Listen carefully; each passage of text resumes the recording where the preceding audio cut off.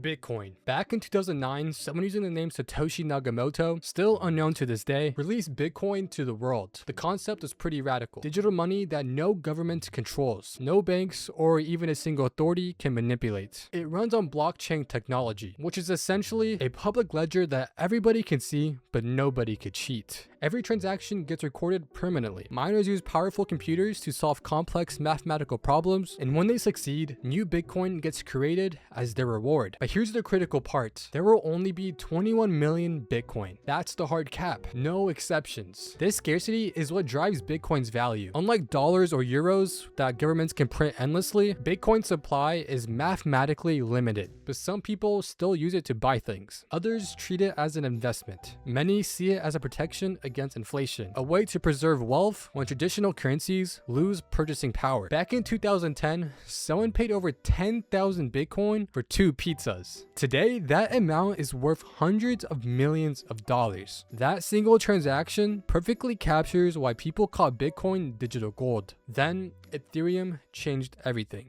Launched in 2015 by Vitek Berlin. I definitely said the name wrong, so I'm not even going to try, and that's probably going to be a common theme for here on out. Anyways, him and a bunch of developers took blockchain technology and asked, what if we can do more than just send money? What if blockchains could run programs? They call these programs smart contract agreements, written in code that executes automatically when conditions are met. Imagine betting on a game with a friend. Normally, you would need to trust another person or use a middleman to hold the money. A smart contract handles it automatically. When the game ends, winner gets paid. No arguments, no trust required. These aren't controlled by a single company. Instead, they run on an Ethereum network, powered by thousands of computers worldwide. Some of the apps functions as a bank where you can lend or borrow money without filling out forms or getting approved by some loan officer. Others are games where players actually own their in-game items, and they can sell it for real money. Ethereum also brought us NFT tokens. Most people know them as those overpriced monkey pictures, but the technology represents verifiable ownership of unique digital items. The network underwent a massive transformation in 2022 called the merge. For this upgrade, Ethereum consumed as much electricity as a small country, but after the merge, the consumption rate dropped down by 99.9%. This change fundamentally altered how Ethereum operates, switching from energy-intensive mining to a more efficient system called proof of stake. Ethereum has also become a launching pad for new cryptocurrencies. Developers build on top of Ethereum's infrastructure using its security and established network. The downside though, when lots of people use Ethereum simultaneously, transaction fees skyrocket and everything slows down. Developers are working on solutions, but it remains as an ongoing challenge. Now let's move on to stablecoins. These are cryptocurrencies designed to maintain a steady value, usually pegged to $1. But why do they exist? Because if you're trading crypto and want to lock in on profits without converting back to regular money,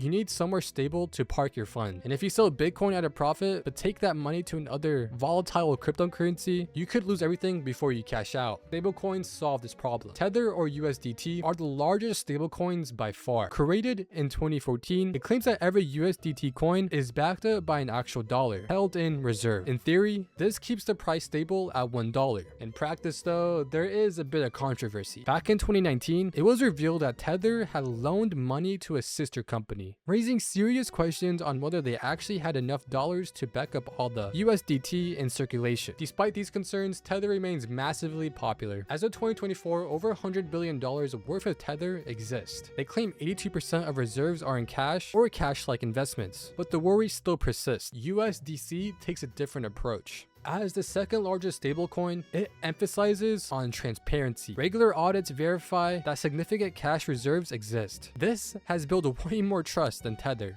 But USDC is not bulletproof either. In 2023, USDC price briefly dropped below $1 because some reserves were held there. The price recovered quickly, but it exposed its vulnerability. Cryptocurrencies were supposed to free us from traditional banking failures. Yet here we are watching stablecoins stumble because a bank went under. Stablecoins serves as a bridge between traditional finance and crypto. They make it easier to move money from the two worlds. And in countries with unstable currencies, people use stablecoins to protect savings from hyperinflation. Up next, BNB. BNB started something simple: a discount token for Binance, one of the world's largest crypto exchanges. Launched in 2017, It gave traders lower fees when they paid with BNB instead of other cryptocurrencies. Basic loyalty program stuff. But Binance had bigger plans. They built Binance Smart Coin, their own blockchain platform similar to Ethereum. BNB powers this network, and because Binance Smart Chain often processes transactions faster and cheaper than Ethereum, it attracted a lot of developers and users. You can now use BNB for real-world purchases through Binance Pay. What makes BNB unique is its supply mechanism. Unlike Bitcoin's fixed capped, Binance regularly burns BNB tokens permanently, destroying them to reduce supply. Fewer tokens in circulation theoretically makes each remaining token more valuable.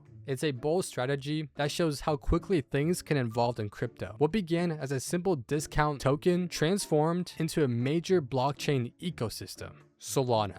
Solana entered the scene in 2017 with one goal: speed. Its creator, Anatoly, again, like I said, don't expect me to get these names right.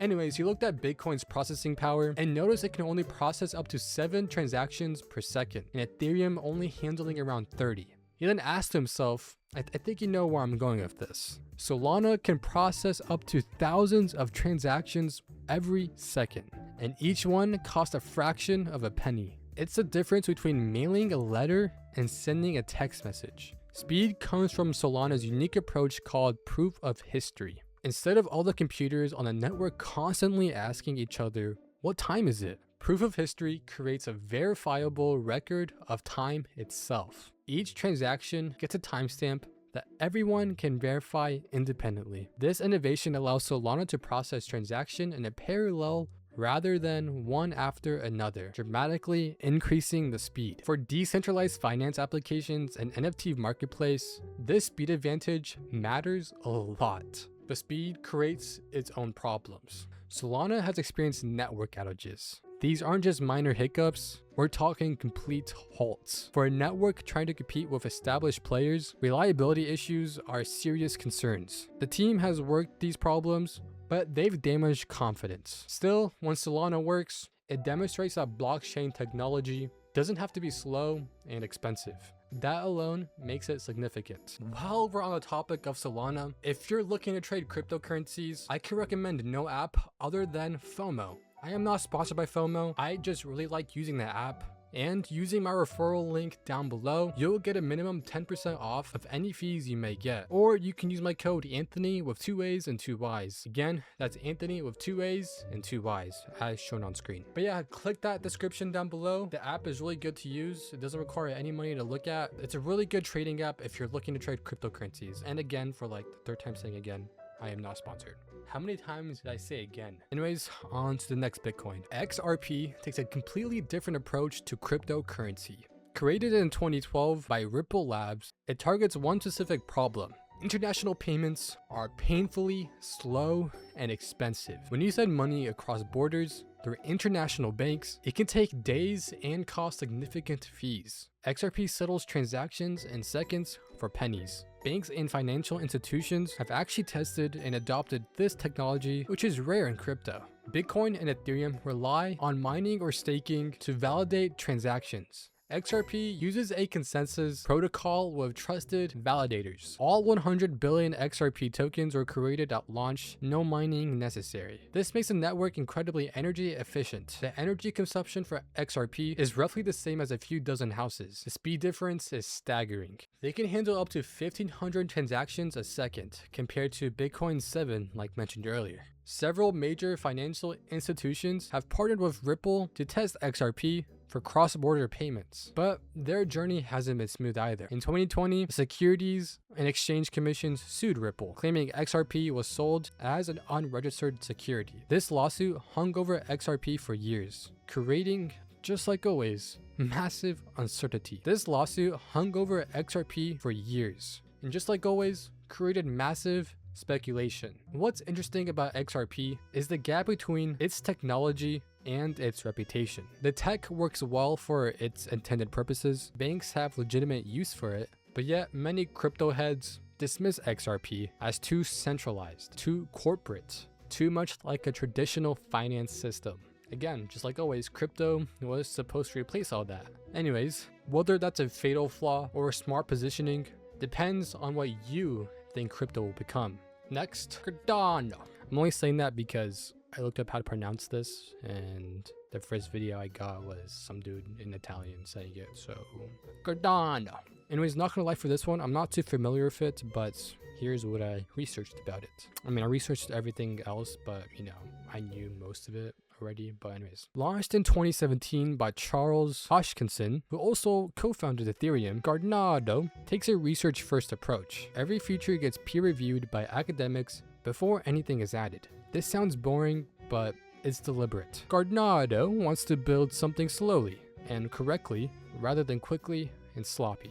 It uses proof of stake similar to Ethereum. After its merge, the staking process is designed to be more decentralized than competitors. There is no minimum amount required, and you don't have to lock up your tokens. This accessibility matters for wider adoption. The development roadmap is divided into name areas, each adding a specific functionality. We moved from foundation buildings, decentralizations, and smart contracts. This methodical approach attracts people who value stability over rapid innovation. It also frustrates people who think Cardano moves too slowly, while competitors race ahead. In Ethiopia, the government uses Cardano's blockchain to store student credentials. 5 million students now have digital records that can't be forged or lost. This kind of practical implementation in developing countries align with Cardano's stated mission of providing financial services to people who lack access to traditional banking. Avalanche entered the scene in 2020 with yet another solution to blockchain scaling problems. Created by Cornell professor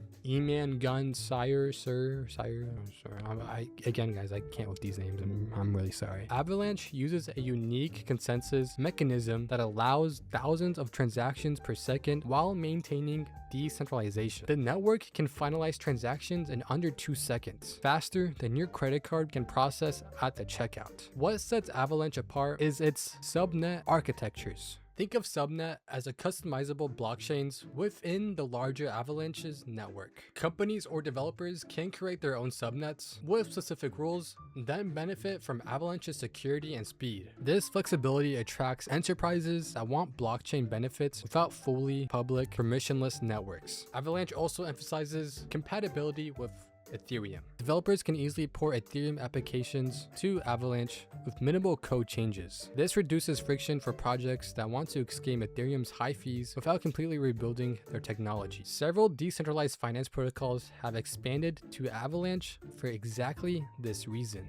The AVAX token serves many purposes. It is used to pay transaction fees, secure the network through staking, and create new subnets. Token holders can also participate in governance decisions about network upgrades. This multi-use design creates demand from different user groups rather than relying on speculation alone. Polkadot. Just like always, they approach the whole blockchain completely differently. Created by Gavin Wood, another Ethereum co-founder, Polkadot doesn't try to be one blockchain that does everything. Instead, it connects multiple blockchains together.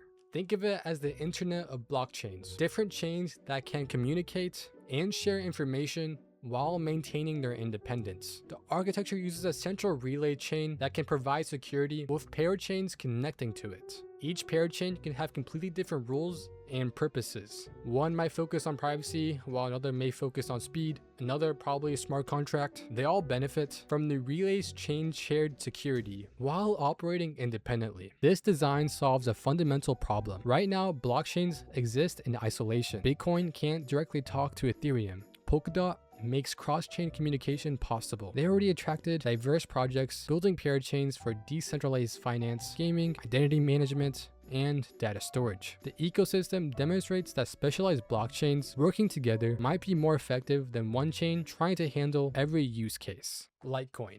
Litecoin represents crypto's old guard. Created in 2011 by Charlie Lee, Litecoin was literally designed as silver to Bitcoin's gold. It uses nearly identical technology with a few key differences. Blocks generate every 2.5 minutes instead of 10, and total supply caps at 84 million coins instead of 21 million. These changes make Litecoin faster, for everyday transactions. For years, Litecoin served as the testing ground for Bitcoin improvements. This made Litecoin valuable for developers wanting to test upgrade in production environment without risking Bitcoin's massive market cap. The symbolic relationship benefited both networks, but Litecoin's relevance has faded as newer cryptocurrencies emerge with superior technology. Litecoin is faster than Bitcoin, but slower than Solana. It is more established than newer projects, but less innovative than Ethereum. This middle ground leaves Litecoin without a clear competitive advantage.